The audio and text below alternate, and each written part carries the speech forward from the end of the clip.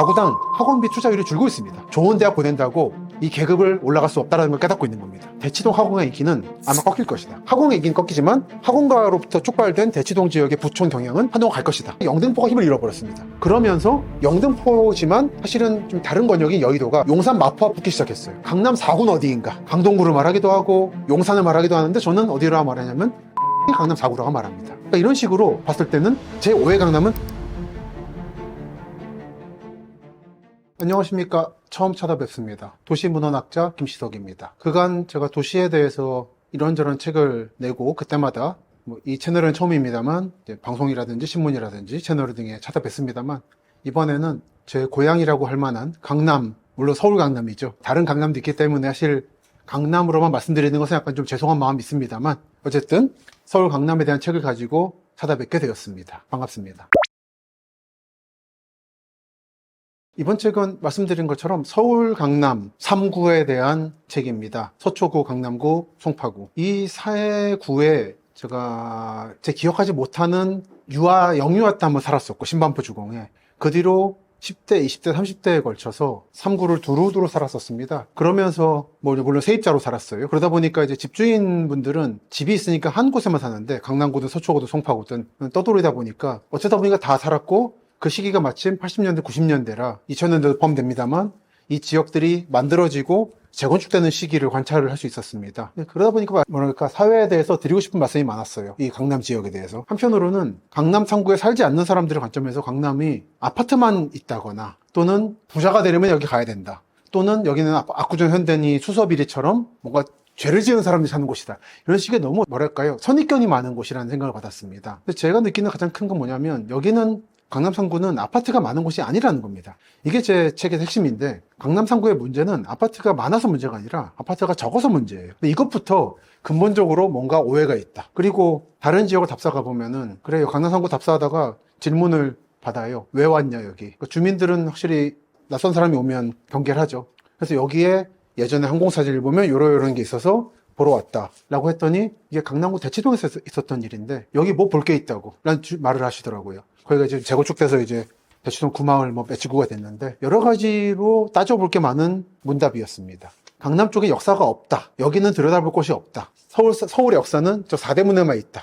이런 저로서는 받아들일 수 없는 그런 생각들이 강남에 살고 있는 사람들에게도 있다는 거죠. 그래서 이 문제를 어떻게든 한번 말을 해봐야 되겠다고 한 게 제가 첫 번째 답사책인 서울선언을 쓰게 된 계기였습니다. 그로부터 지금이 11번째 책인데 도시답사에 대해서 그때 2018년에 처음으로 강남의 세입자 출신으로서의 이른바 인문학자, 전 문헌학자라고 하는 직업이 있습니다만 이 도시를 바라볼 때 어떤 관점이 있는가라는 걸 말씀드리고 한 바퀴 크게 돌아서 요즘 저는 답사를 전국을 하고 있습니다만 전국을 다니고 하기 때문에 이제 한번 제 마음의 고향이고 초중고를 나온 강남에 대해서 제 생각을 여러분께 한번 정리해서 말씀드릴 필요가 있겠다라는 생각이 들어서 책을 쓰게 됐습니다.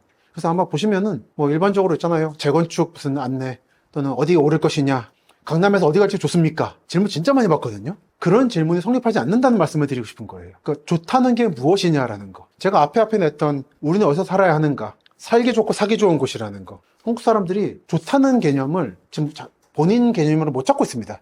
나는 뭘 좋다고 생각하는가.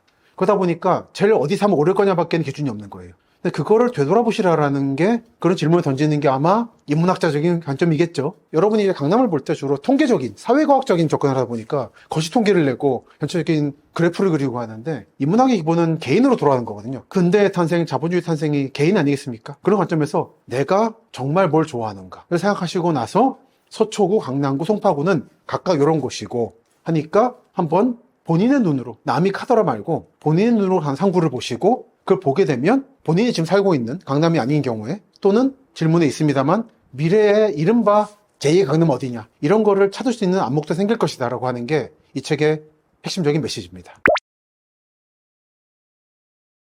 이거는 신화가 아니죠. 강남 불패는 팩트인 거죠. 강남 불패라는 거를 신화로 본다면 아마 저 사실 이 질문 자체가 좀 납득이 안 되기 때문에 다시 질문을 드리는 건데 이거 현실입니다. 강남은 이미 80년대부터 1극이 됐고 한국에서 그리고 이 극은 깨지지 않을 거라는 게 제가 강남의 현재와 미래에 대해 예측하는 거예요. 제가 이런저런 채널에 나가서 방송에 나가든지 말씀을 드릴 때마다 저는 경기도 말씀도 드리고 이른바 확장강남이라고 하는 반도체 발전도 말씀드리고 하는데, 그럴 때마다 썸네일 제목이 제2강남이 여기다, 강남이 지고 여기가 뜬다 하실 건데 절대로 하지 마세요. 제2강남은 없을 거예요. 이건 이미 확립된 겁니다. 그 확립된 시기는 80년대 초다라는 거죠. 그 배경이 굉장히 길기 때문에 자세한 내용은 책을 참고해 주시길 바라고요. 핵심은 뭐냐면, 원래 서울의 중심은 한강 이북에 있는, 한강 북쪽에 있는 사대문과 용산이었죠. 이 중심이 확립된 것은 거슬러 올라가면 고려시대부터, 그리고 조선시대, 그리고 총독부가 지배하던 35년까지 상황이었습니다. 그리고 나서 1950년에 6.25 전쟁이 터지죠. 북한이 쳐들어오죠. 그때 한국 사회는, 한반도 전체가 아니라 지금 대한민국 사회는 굉장히 중요한 교훈을 얻게 됩니다. 강의 북쪽에 살았다가 북쪽에서 전쟁이 났을 경우에 탈출을 못할 수 있다는 공포가 생겨요. 정부 차원에서는 두 가지입니다. 하나는 주요 시설을 전부 다 내려보내야 되겠다. 그렇게 함으로써 사람들을 강북에서 못 살게 하게 해야 되겠다라는 생각을 하게 됩니다. 그래서 강남이 개발되는 거고, 강남 개발하다 말고 중간에 정세, 그러니까 국제적인 상황이나 남북 관계가 더 나빠지면서 강남에 대한 개발을 포기하고 더 남쪽을 개발하기 시작하는 게 과천 정부청사, 안산 반월 신도시, 그리고 지금의 세종으로 이어지는 임시행정수도인 거죠. 그러니까 그렇게 봤을 때는 지금의 강남이라는 지역은 사람들이 오해하는 게 뭐냐면 정부가 강남을 키웠다라고 생각을 해요. 그래서 그게 지금의 강남 3구를 키우기 위해서 정부가 짬짬이가 되어서 한 게 아니라 한강 남쪽을 전부 강남이라 불렀는데, 영등포도 강남이었고 선호동도 강남이었습니다. 동작도 강남이었고, 이 범강남 지역에 모든 시설을 내려보냄으로써 강북의 인구를 줄여서 두 번째 6.25 전쟁이 터졌을 때 전쟁을 원활하게 치르도록 하겠다는 게 목적이었다. 목적은 그거였습니다. 강남을 키우는 게 목적이 아니라 강북을 비우는 게 목적이었어요. 그러다 보니까 부수적으로 강남에 몰린 겁니다. 근데 이것도 1974년, 5년까지 얘기고, 그 뒤로부터는 강남도 위험하다는 말이 나와요. 더 경기도로 내려보내고 충청도로 내려보낸다는 계획을 세우는 겁니다. 정부가 강남에 주목한 거는 한 5, 6년이에요. 이 시기 동안은 아직 지금 우리가 생각하는 강남 3구가 한국의 1극이 될 거라는 생각은 아무도 하지 않았습니다. 심지어는 정부도 강남을 키우기 위해서 경부고속도로를 깔고 한 게 아니라 일단 인구를 내려보내기 위해서 관악구부터 지금의 강동까지 전부 사람을 내려보내고, 그리고 남쪽으로 가는 길을 만들기 위해서 경부고속도로를 까는 거죠. 그게 목적이었습니다. 그러다 보니까 땅이 필요한데 그거를 지주들한테 구입하려니까 돈이 들잖아요. 그래서 지금의 서초구와 강남구 지역에 토지구의 정리사업이라는 걸 합니다. 그럼 이제 땅을 재배치하는 거예요. 그러다 보면은 채비지라는 게 나와요. 이게 여러 가지 목적을 위해서 남겨둔 땅이라는 게 나옵니다. 그 땅을 서초구와 강남구 중간에 몹니다. 그러면 이제 고속도로 놓을 수 있는 땅이 나오는 거예요. 사실상 공짜로 도로를 놓기 위해서 서초구 강남구를 개발한 거다라는 거. 그러니까 강남구를 개발하려고 도로를 놓고 한 게 아니에요. 그리고 그 시점까지는 영등포 쪽이 제일 비싼 땅이었고, 1960년대, 70년대 초까지는 사당동이나 신림 이쪽이, 또 봉천 이쪽이 청담동도 비쌌어요, 땅이. 그러다가 정부 부처를 내려보내서 강제적으로 강북의 인구를 강남으로 보내야 되겠다는 계획하에 상공부, 지금의 재경부라든지 이런 부서들이죠. 통상부라든지 이 부를 강남으로 내려보내면 사람들이 따라가겠지라는, 그리고 부서만 내려보내면 되는 게 아니라 유관단지들, 예를 들면 석탄공사라든지 전기공사라든지 또 한전이라든지, 그래서 코엑스 바로 옆에 한전부지가 있는 게 그런 이유 아니겠습니까? 얼마까지 한전이 있었던 거죠. 그런 계획을 세워서 강제적으로 재배치를 시킵니다. 그래서 그때 처음으로, 그때까지 땅값이 정말 바닥이었던 강남구의 개발이 시작됩니다. 지금 압구정이니 청담 학동은 강남 최소의 부촌으로 돼 있지만 그 시점까지는 강남에서 가장 외곽 지역이었습니다. 가보면 지금도 약간 교통적으로 고립됐어요, 그쪽은. 그래서 상권이 형성이 안 됐고 그랬는데, 상공부 단지를 내려보내고 플러스 알파로 총무처 단지도 내려보내기로 했습니다. 그 삼성 차관 아파트 자리가 총무처 단지 예정지인데, 그러면서 그 계획이 만들어지니까 어쩔 수 없이 상권 개발을 하게 된 게 압구정 로데오 거리의 탄생이라는 거죠. 그러니까 운명이라니 그렇습니다. 제가 이 책에서 계속 말하는 게, 지금 강남 탄생하고 풍수지리 이른바 이거는 아무 관계가 없어요. 압구정 같은 곳은 원래 개발 계획이 없다가 정부의 계획에 따라서 급속히 날림 개발이 된 것이고, 따라서 이것이 영원하리란 보장도 없는 겁니다. 근데 사람들이 지금 압구정 청담 학동이 제일 부촌이니까 이건 원래 그럴 만한 곳이었다라든지 앞으로도 이럴 것이다 라고 말하는 것은 대단히 안이한 전망이다라는 겁니다. 그 독일어의 철학 개념에 회고적 오류라는 개념이 있어요. 지금 상황을 보고는 원래 이럴만 했기 때문에 이렇게 됐다라고 합리화를 시키는 겁니다. 대부분은 그렇지 않다. 세상을 바라볼 때 회고적 오류만 저지르지 않아도 여러분이 많은 것을 잃지 않을 수 있습니다. 그래서 제가 한 가지 든 사례가 그레이스 백화점이라든지 압구정 현대 유명하잖아요, 백화점들. 그래서 매출을 보자는 거예요. 백화점 매출. 강남 3구에서 가장 매출이 높은 백화점이 어디냐? 당연히 여러분들은 압구정 현대라든지 말씀하시겠죠. 근데 21년도에 서초구에 있는 강남 고속터미널 센트럴시티, 호남 이쪽에 있는 그 신세계가 21년도에 백화점 세계 1위를 했습니다, 매출. 강남구가 아닌 거예요. 서초구인 거예요. 그건 뭐냐면 강남터미널이다 보니까 전국에서 사람들이 몰려듭니다. 거기 메리엇 호텔이 있고 결혼식 많이 하거든요. 다들 서울에 딴 데서 결혼식을 하면 힘들어요, 가는 게. 근데 딱 거기서 결혼식하면 버스 타고 와서 다시 가면 되는 겁니다. 요즘에 서울역이나 광명역 KTX에 회의실 많은 거 아시죠? 전국에서 모여서 회의만 하고 다시 가는 거예요. 그 방식으로 결혼식을 거기서 하는 겁니다. 그러니까 사람들이 왔다가 싹 쓸어가는 거예요, 백화점을. 그러다 보니 이미 부의 움직임은 보이고 있는 거예요. 근데 우리가 내가 어렸을 때 예를 들어서 왕십리 뉴타운이나 신길은 별게 없었고 압구정이 최고였다. 그러니까 앞으로도 이럴 것이라고 생각하면은 여러분은 미래의 기회를 못 보는 겁니다. 그러니까 제 말도 믿지 마시고 일단 이게 어떻게 해서 부촌이 되어갔는가를 괜히 풍수지리니 이런 거 믿지 마시고 한번 찬찬히 따져보시라. 그렇게 되면 여기가 어떻게 될 것인가를 예측할 수 있다. 그 힘을 기르시라는 게 제 책의 메시지예요. 예를 들어서 대치 또는 개포. 여기가 지금 대치동 하면 유명하잖아요. 근데 대치동에 학원가가 많다는 거하고 결합돼서 여기는 원래 부촌이고 이런 이미지가 있는데 아니었습니다. 원래 학원가는 외곽에 만들어져요. 학원들이 좀 이렇게 땅값 높은 데 못 들어가거든요. 임대료 높은데. 그러다 보니까 외곽으로 갑니다. 또는 교통이 불편한 데로 들어가요. 좀 싸니까. 그렇게 만들어지는 게 노원구 학원가나 목동 학원가 그리고 강남의 외곽이었던 대치 개포 쪽인 거죠. 그랬다가 학원이 중요해지니까 떴던 건데 그럼 이게 영원할 것인가? 이건 좀 약간 과격할 수 있습니다만 학원가 인기가 좋으려면 모든 사람이 학원을 통해서 좋은 대학을 가야 한다라는 믿음이 있을 때 가능한 거예요. 좋은 대학을 왜 가냐? 순수하게 공부를 하고 싶어서가 아니라 계급적인 상승을 하고 싶은 거잖아요. 근데 요즘 보시면 아시겠지만 가구당 학원비 투자율이 줄고 있습니다. 다들 이제 깨달은 거예요. 좋은 대학 보낸다고 이 계급을 올라갈 수 없다는 걸 깨닫고 있는 겁니다. 그래서 저는 이 책에서 말했지만 대치동 학원가 인기는 아마 꺾일 것이다. 근데 그 경우에 학원가 인기는 꺾이지만 학원가로부터 촉발된 대치동 지역의 부촌 경향은 한동안 갈 것이다. 압구정이 그랬던 것처럼. 그런 경향성을 예측할 수 있을 것이라는 말씀을 드리는 거죠. 근데 지금도 보면은 토박이 강남구 하면은 강남 북쪽인데 이쪽 사람들은 대치나 개포나 남쪽으로 보거든요. 이거 약간 다르다라고. 또 대치나 개포 사람들은 수도 일원을 또 강원도 아니라고. 미묘한 심리들이 있는데 구별 짓기. 그거를 남들이 그렇다고 말하니까 그렇다라고 믿지 마시고 이 사람들은 왜 그렇게 생각하는가를 따져보시라. 한 번만 따져볼 수 있는 능력을 갖게 되면은 아마 여러분들은 주체적으로 남에게 말을 듣지 않고 여러 가지 개념, 예를 뭐 가치 상승도 포함해서 그런 지역을 찾을 수 있는 안목을 기르셔야 될 겁니다.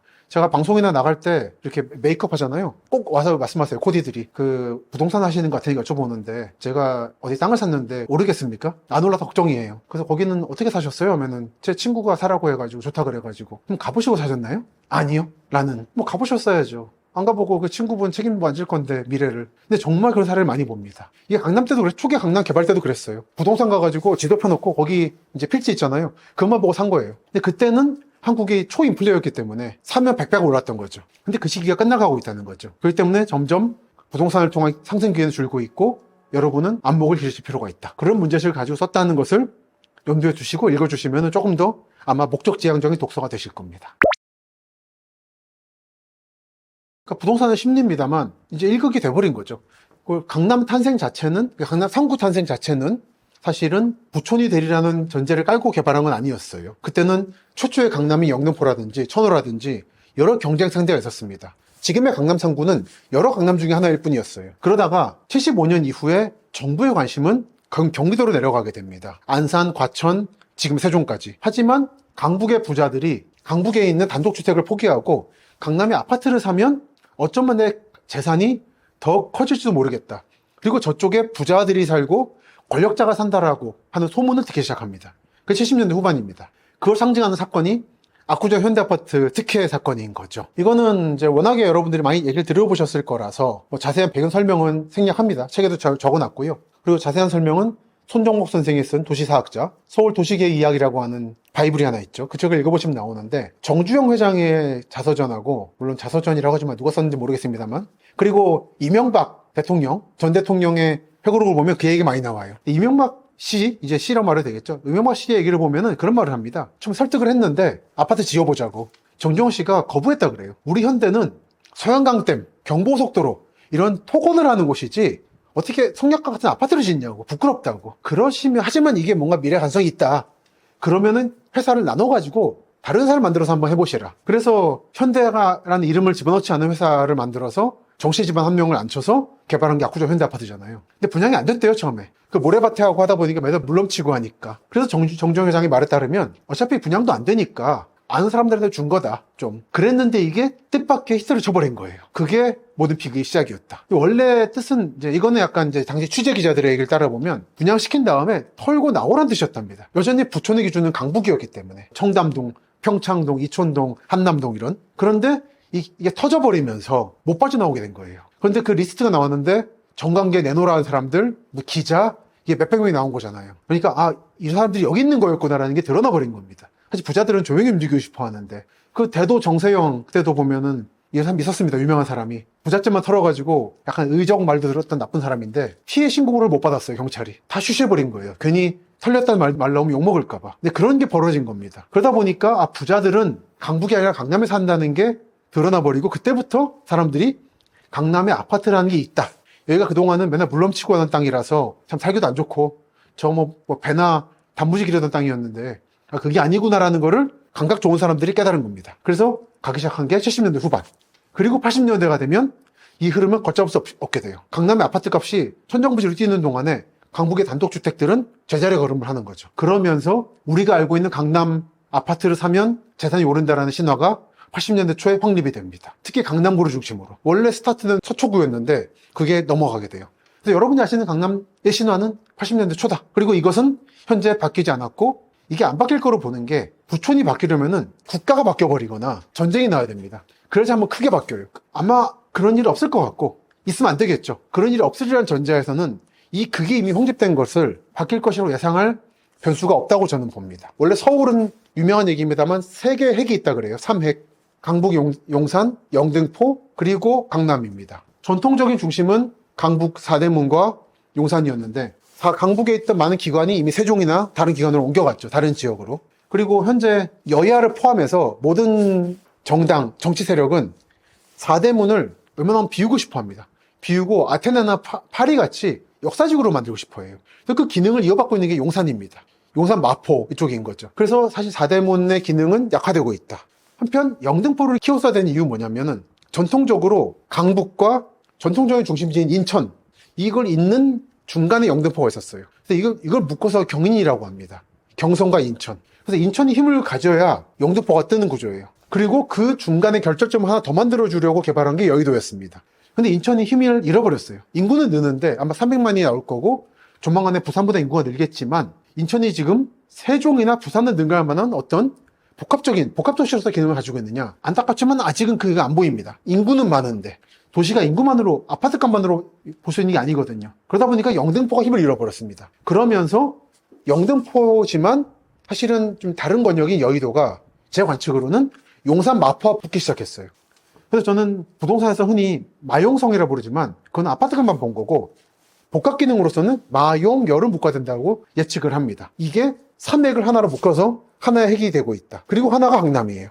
근데 마용연은 전체적으로 한국의 주된 주거 형태가 된 아파트가 부족합니다. 물론 강남도 부족하지만 마용연은 더 부족해요. 그리고 더 올드합니다. 그러다 보니까 사실상 서울은 강남 1극이 돼버렸어요. 게다가 강남 1극은 확장되고 있는데 그게 제가 갈등도시부터 대서로길까지 말씀드리고 있는 확장 강남이라는 개념입니다. 반도체를 따라 내려가고 있어요. 광교라든지 동탄이라든지 오산 그리고 지제, 오송 그리고 아산 신도시까지 이 전체가 강남인 거예요.